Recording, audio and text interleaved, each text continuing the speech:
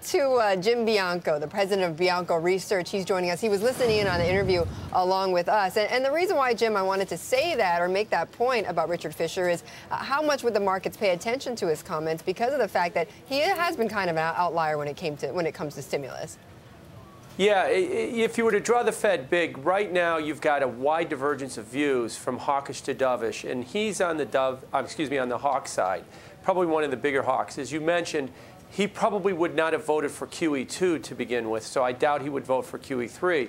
So I don't think the market's going to view his comments as a consensus or what Bernanke is thinking. It's going to view it as what the hawk wing of the Fed is thinking right now. It's an important wing, but you could see that last summer they were able to override the hawk wing and push in QE2. If things got bad enough, I suspect they could override them again and push in QE3. Right, and hawkish meaning that obviously more preemptive on inflation and tightening that monetary policy. Yeah, and Jim, I wanted to ask you.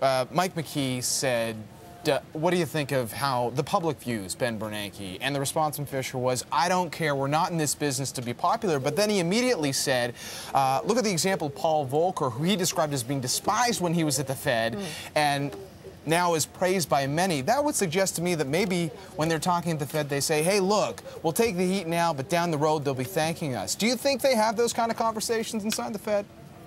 Oh, sure, I think they do. And I would caution against his example of Paul Volcker. There's a big difference. In 1981, Paul Volcker was raising interest rates to 15% or 20%, depending on your measure, and the public was viscerally unhappy with the super high mortgage interest rates they had to pay and blamed the Fed. This time around, the Fed is being ultra easy and has driven rates to zero, and now the Fed is being unpopular again, too. So it's a bit different between what happened with Volcker's unpopularity and their unpopularity now.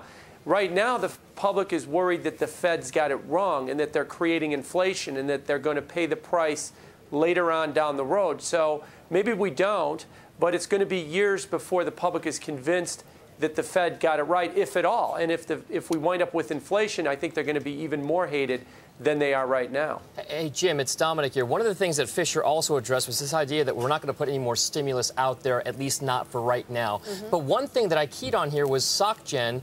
Their head of oil research, Mike Whitner, puts out a research note saying that, the oil release, the supply release by the IEA, they used Libya as the reason for it. But ultimately, he says it was just a way for, say, the U.S. and Europe to kickstart an economy. It may be like an alternative form of stimulus or a way to raise cash. So our government's going to look at alternative ways to kind of finance stimulus there without having to pump money into the system. Absolutely. In fact, in our morning meeting, we referred to it as QE3, what happened with the release of the strategic reserves. And this does mark a departure. The strategic reserves were invented in the 1970s and have been used for supply constraints. When the oil wells were blown up in Kuwait, we used it. When Katrina damaged the oil infrastructure in New Orleans, we used it. Now it's just an outright manipulation of oil prices is what we're using it for. It's almost like it's a slush fund used by governments to try and push the price of oil down, maybe later on push the price of oil up. That type of manipulation has never worked with interest rates or in the foreign exchange markets with intervention. I doubt it's going to be any more successful in the crude oil markets. Right. I mean, putting that money out or putting that supply out there really kind of to break that cycle, some would say, of a speculation in the oil markets, but not in reaction to any particular disaster in the oil markets. Jim, thank you. That's all the time we have, but appreciate you joining us. Jim Bianco, Bianco Research.